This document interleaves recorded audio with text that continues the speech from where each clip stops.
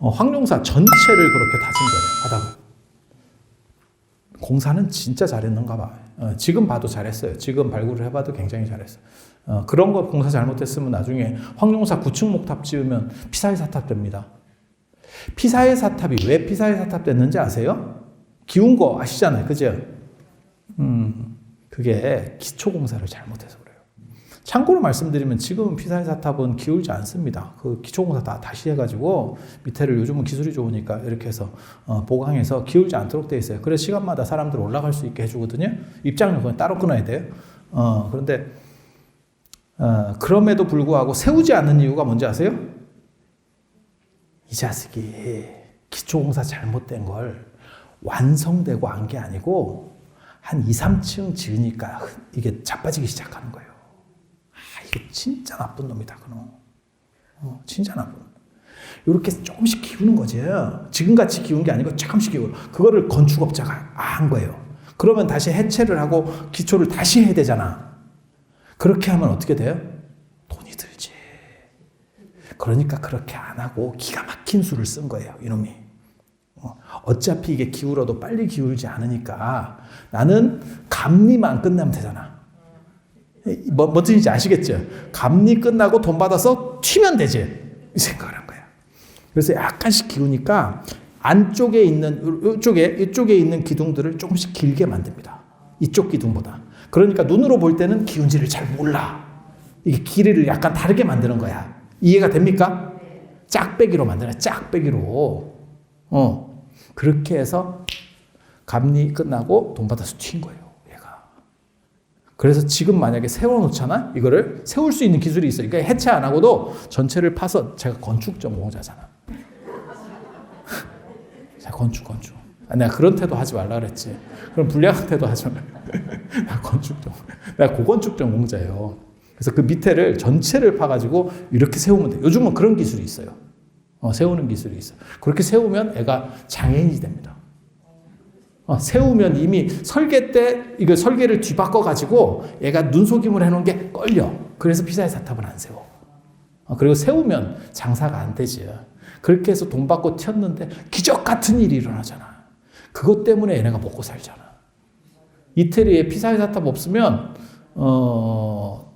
이태리에서 피사를 갈 일이 없습니다. 그러니까 이태리에서 다른 데를 가지 왜 피사를 가겠어? 그거는 사탑 때문에 그래요. 그러니까 그게 참 아이러니지. 부실공사가 그 동네 사람을 매겨 살리더라. 참 기가 막힌 일이 기가 막힌 일. 근데 황룡사는 기초공사 진짜 잘한 거예요. 그러니까 나중에 9층 목탑이 들어서도 애가 멀쩡한 겁니다. 그렇게 해서 맨 처음에는 신궁을 지으려고 했다. 이렇게 나와요. 새로운 궁. 그걸 자궁이라고 그래요. 그 자궁은 굉장히 중요한 구절이거든요. 자주색 궁전. 자색은 황제만이 쓸 수 있는 색이에요. 황제가 쓸 수 있는 색이 두 가지가 있습니다. 자색하고 황색. 그래서 중국도 자금성이에요. 자금성 몰라? 알면 태도를 보입니다. 태도를 보입니다. 자주색의 금단의 성, 자금성. 뭐 그런 거예요. 아니, 너무 그렇게까지 하지 마. 없어 보이잖아. 자금성 정도는 그렇게까지 할 정도 레벨이 아니에요. 그건 그냥 다 들어봤잖아요. 자금성 모르는 사람이 어디 있겠어.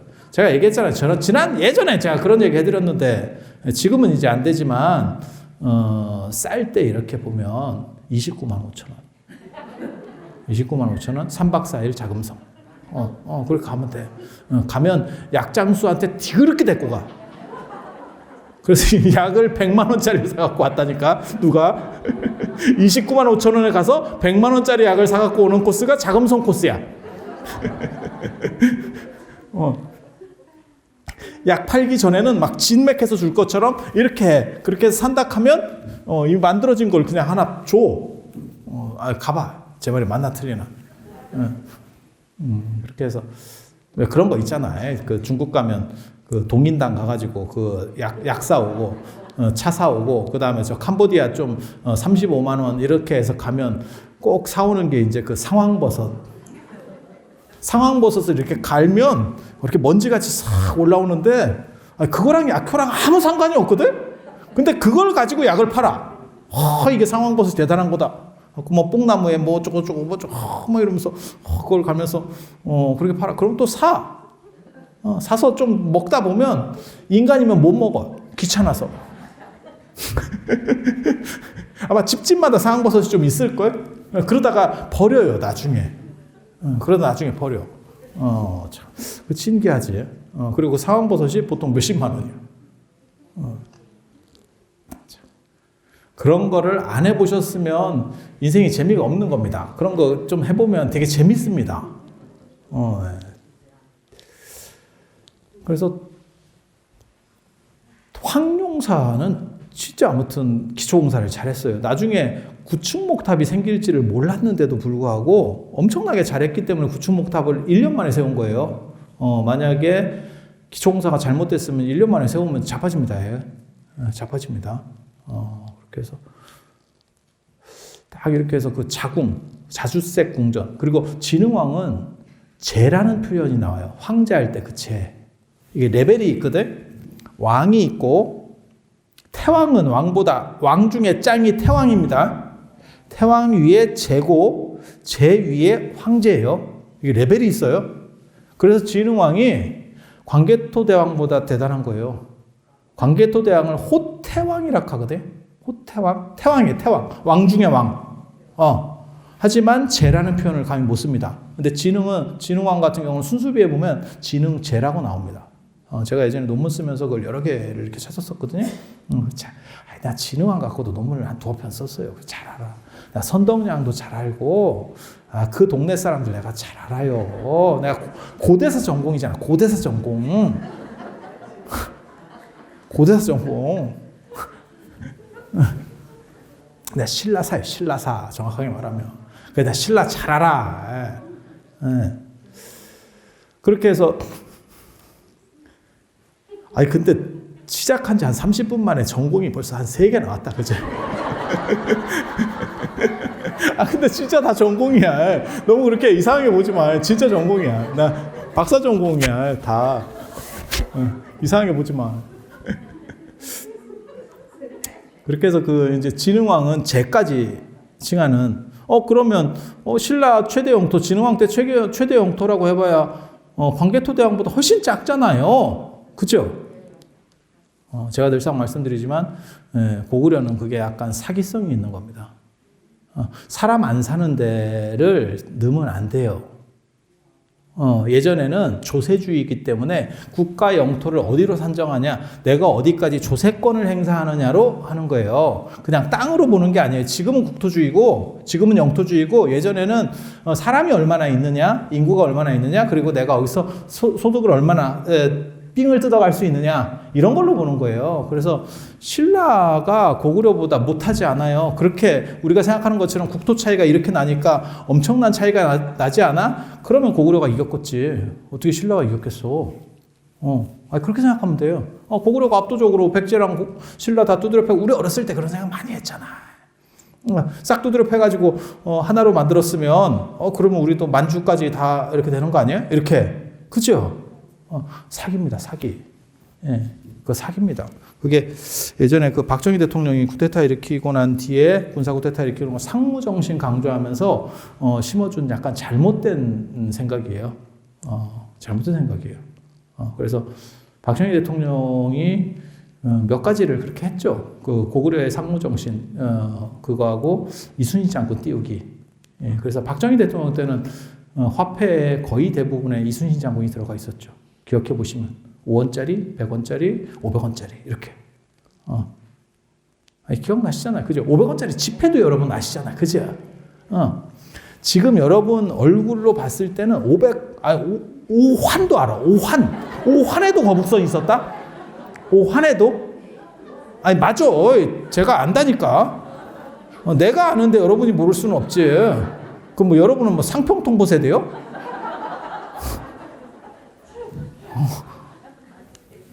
오환에도 있었어요, 거북선. 그 거북선이 5원짜리 있는 거북선보다 이뻤어요. 아이, 참 옛날 얘기 나온다, 그죠? 이게, 지금 이게 다 얼마 안 남은 사람들이라서 그래요. 그냥 그러려네. 이게 크게 보면 0단이에요, 지금.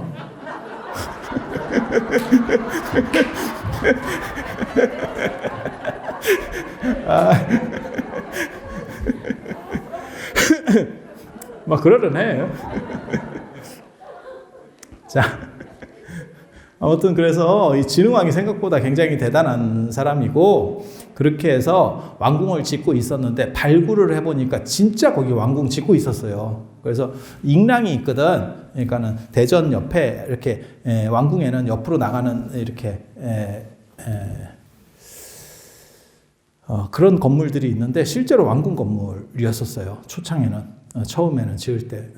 그러다가 황룡이 나타났대잖아. 황룡이. 왜 황룡이 승천을 하겠어요? 연못인데 메꿨잖아. 그러면 이주해야지. 이주해야지. 그럼. 아니, 다 메꿨는데 그럼 어디 살아? 그렇게 해서 황룡이 승천하는 거예요. 그래서 황룡이 나타났다 이러니까 이제 그 얘기를 보고를 받고 이제 절로 이건 상서로운 일이다. 그래서 절로 바꾸고 그렇게 하는 거잖아요. 그래서 이제 거기를 황룡사라고 하고 제가 전에 그런 말씀 드렸잖아요. 제가 이 황룡사에 있는 그 황룡의 아버지용을 중국 태화지에 가면 있는데 중국 오대산 태화지에 있다니까요. 한국 오대산에는 태화지가 없는데 중국 오대산에 가면 태화지가 있어요. 그래서 여기 앞에 박물관 앞에 연못 팠거든요. 혹시 아세요? 그래서 그 연못 이름을 뭘로 할까? 이렇게 구장 스님이 말씀하시길래 태화지라 할까? 뭐 이렇게 말을 하다가 에이, 귀찮은데 가만히 있자 이랬더니 청량지. 문수보살이 이제 청량산에 사니까.